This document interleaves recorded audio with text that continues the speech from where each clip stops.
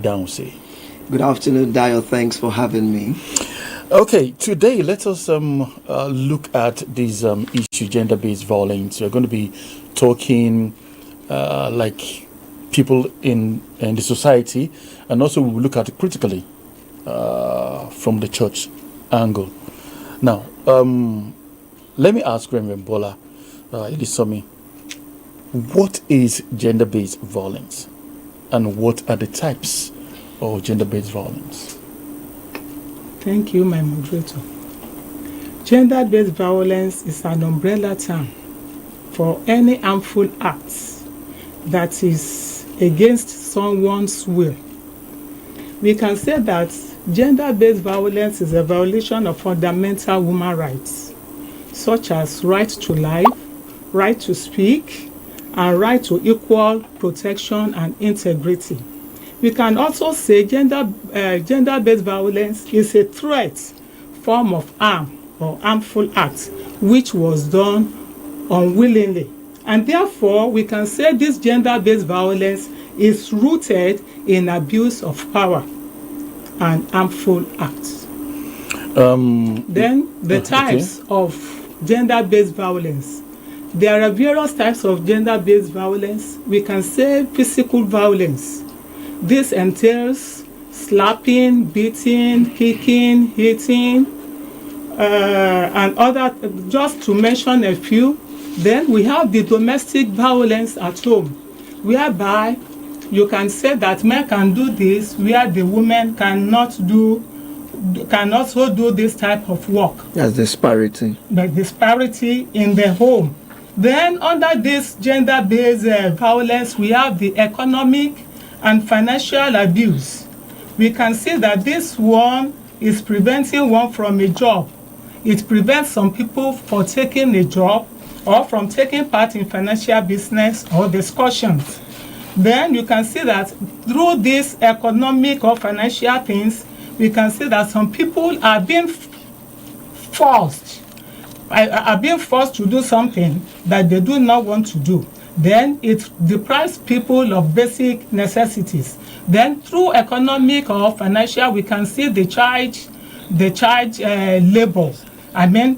Taking children as traffickers, the child labor, humiliation, threat of, and you can see children going on hawking in the road. That is one of the economic. And when you look at the emotional, can I say emotional or psychological abuse, these are threats against children, threats of injury or death, threats of shouting, threats of separation in the home, in the society, in the church. Then we can say that we have this sexual violence, which is rampant, that people usually talk about. This one is rape, forced prostitution, being forced to watch pornography, forced to have sex, and early marriages. So that is all things that I can say about those types of. Okay, thank you very much. You've been able to touch quite a number of things there. Now let me move to Reverend Downsy here. From what you said, I want to narrow everything down to against someone's will. Yeah. That is basically the thing. Now, let's move from, because I'm going to be weighing the society and the church. Okay. I wouldn't want us to look at just the church. Because when we're talking about, violating human rights, it's not just in church. Okay. Now, let me push it to you, Reverend. In the society, there are a lot of violations, a lot of abuses and all that, just from what she talked about. Not allowing someone to have his right, man abusing woman, woman abusing man. How has the society been able to sieve itself through from this? Because it's not just now that it's starting.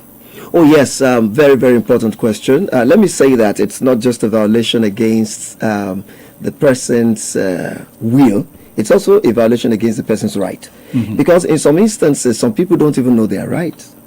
and so they cannot lay hold on their rights. Or when you talk about someone who is underaged, who may not be able to demand some things, could be from parents, could be wife from husband, sometimes cultural and all the rest. But streaming down to the church, now it's something that has started happening a long while ago. We have examples in the Bible of even the children of David, the king, molesting, Ammon molested Tamar, the sister, and pushed her out. And at the end of the day, we all knew what happened. So it's something that the society needs to really, really stand up for. And if you're looking at so many developmental programs, Millennium this, United Nations that, and everything, there are subtle attempts, to ensure that people are given their rights. Even looking at the state, for example, in Oyo State, I know that we have the bill on Violence Against Persons Act and all the rest. So it's not something that we don't know beforehand, but at the same time, because people are silenced, women are silenced in the church, silenced in the society, they are not able to report. If you look at the account of COVID-19 period, you discover that there were a lot of reports because there was lockdown, the men could not go out. Even if you're angry, you can't pick your car key and walk away. And then you see people having to stay under one umbrella, people lose their jobs, they have to beg for this, beg for that. And so it was very, very, it was so much observed then that gender-based violence has become a serious issue. And so there's no way we can absolve ourselves of it. Okay. I think the best thing to do is to first accept it, that it's happening, and then be able to prepare not only to nip it in the bud, but to be proactive, to teach, to train, to raise awareness like the Youth Care Development and Empowerment Initiative is doing now, and for all pastors to do the same thing. And last but not the least, to put up a system that safeguards all of these things and makes people to report. And when they report, they are not thrown into the trash. All right. Thank you very much, Reverend Nee Downsey. If you're just joining us, you're listening to Premier 93.5 FM. And a special program you're listening to is sponsored by Youth Care Development and Empowerment Initiative in Ibadan, Oyo State here. And our focus today is on gender-based violence. And I have in the studio with me Reverend Bola Ilesami and Reverend Nee Downsey. Now, from what you said, is there any law?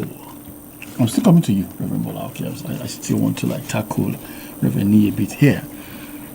Away from church, is there any law from the government coffers that that deals with individuals that abuse people's rights, people's will, and all that? Oh yes, there are. I just mentioned the Oyo State Violence Against Persons Act, VAP law. Okay. It has been passed, but a lot of people don't know, and they don't even report.